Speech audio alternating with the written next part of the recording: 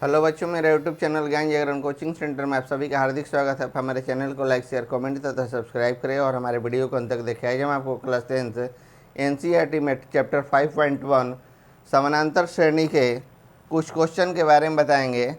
Question है आपका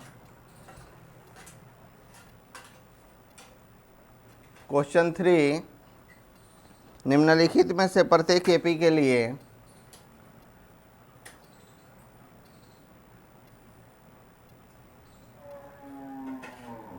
में से प्रत्येक एपी के लिए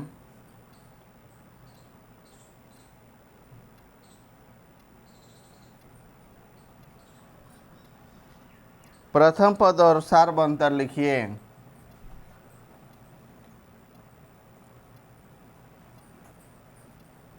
पद तथा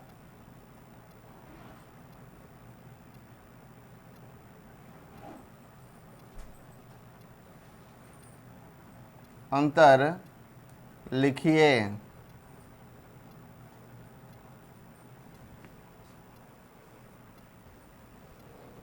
पहला है आपका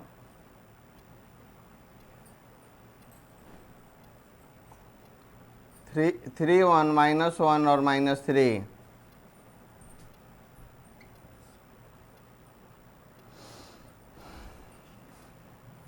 यहाँ हो जाएगा प्रथम पद a = 3 सार्व अंतर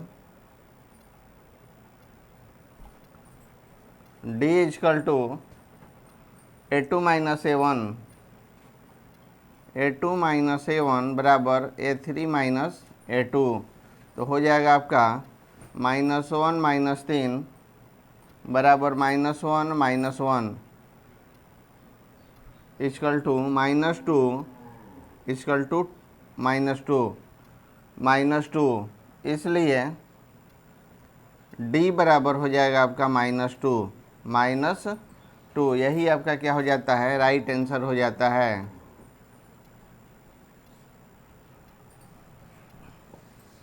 अगला क्वेश्चन है क्वेश्चन 2 -5 -1 3 7 ...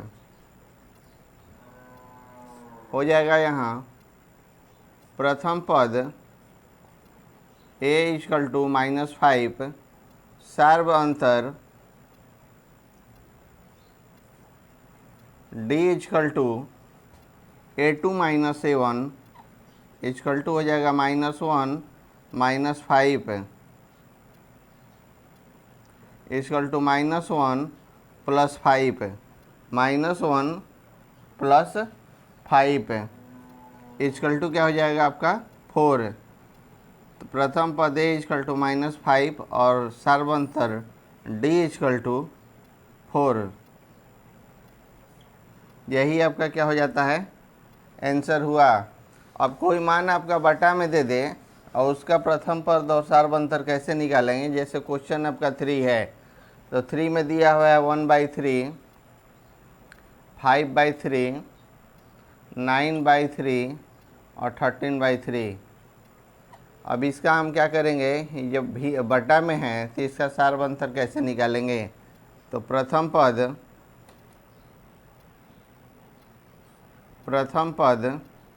a = 1/3।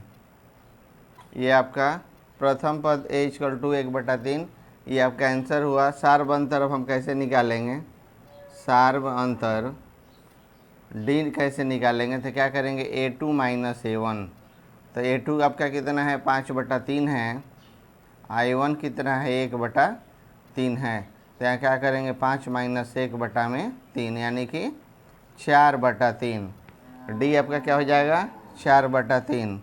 यही आपका क्या हो जाता है, आंसर हो जाता है। अब कोई प्रश्न दशमलव में रहे तो उसका प्रथम पद और सार्वंतर कैसे निकालेंगे। जैसे चौथा क्वेश्चन है 0.6 1.7 2.8 3.9 ...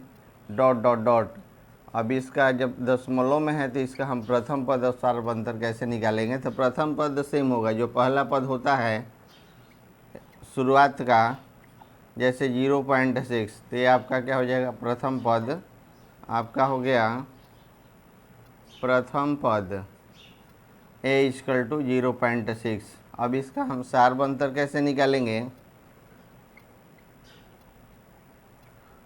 अब सार्व अंतर आपका d हो जाएगा, फिर a2 - a1, तो इसका a2 कितना है 1.7 है, a1 आपका कितना है 0.6 है, 0.6 है।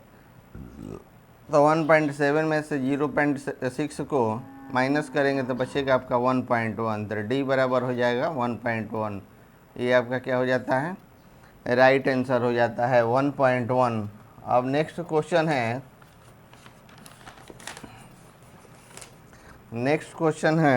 क्वेश्चन 4।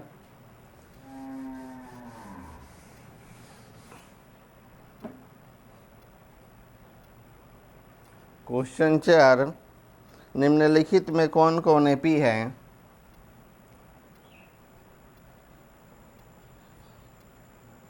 निम्नलिखित में कौन कौन एपी है। यदि कोई एपी है तो,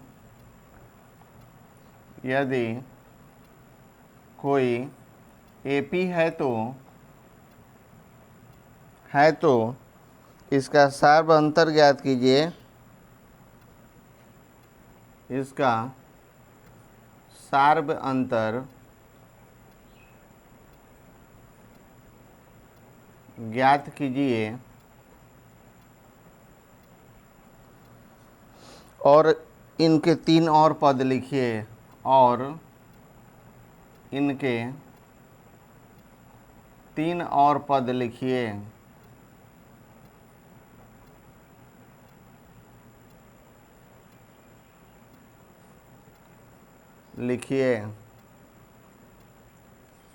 जैसे आपका पहला क्वेश्चन है 2 4 8 6।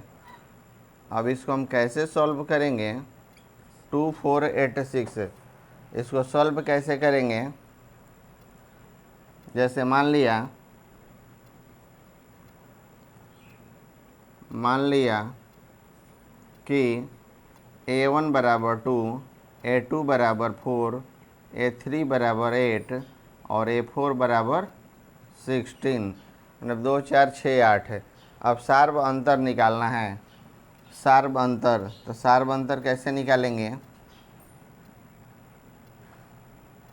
सार्व अंतर d निकालना है तो करेंगे a2 - a1, a2 - a1 = 4, 8 - 4 = 4, a3 - a2, a3 a1 - a2, 4 - 2 = 2।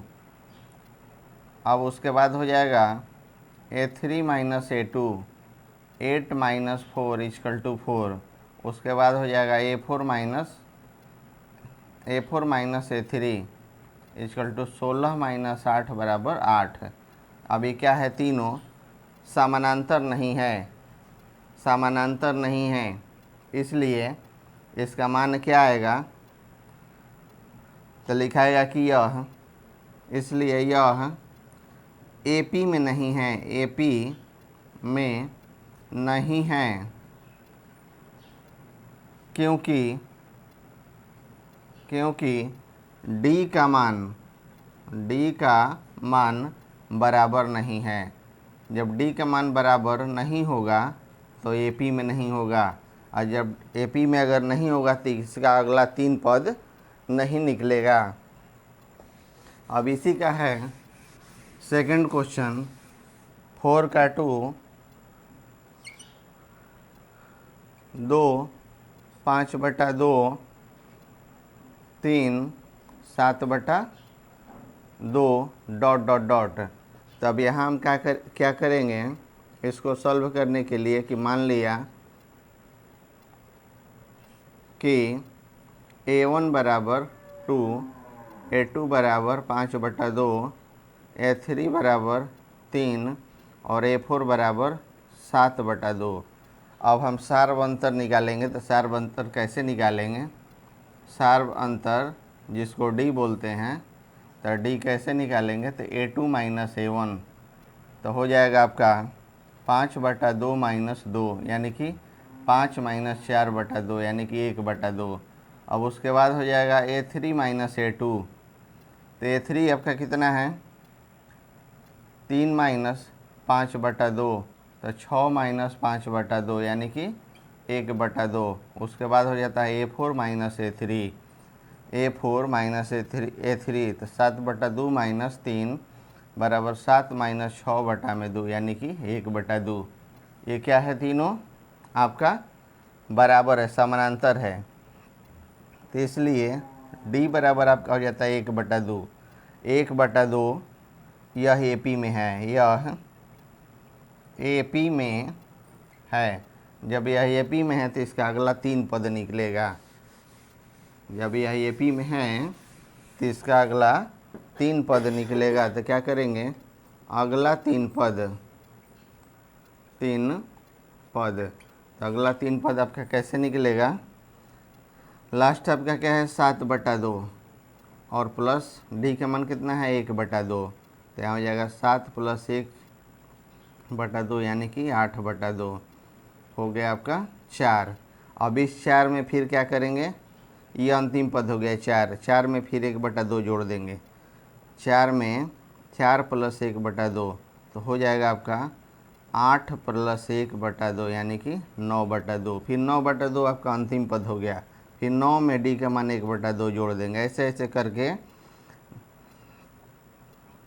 9 में D का मान जोड़ देंगे। तो 9/2 हो गया आपका। तो 9 प्लस 1/2 यानी कि 10/2। तो यहाँ आपका 5 हो गया। तो D का मान आपका अंतिम पद क्या हुआ? 4 हुआ। 4 के बाद 9/2 है। 9/2 के बाद क्या हुआ? 5 हो गया। अब हम क्या करेंगे? अब हम करेंगे क्या? 2 5/2, 3 7/2, 4 9/2 और 5। यही आपका क्या हो जाता है? अंतिम पद हो गया। यही आपका राइट आंसर हो गया।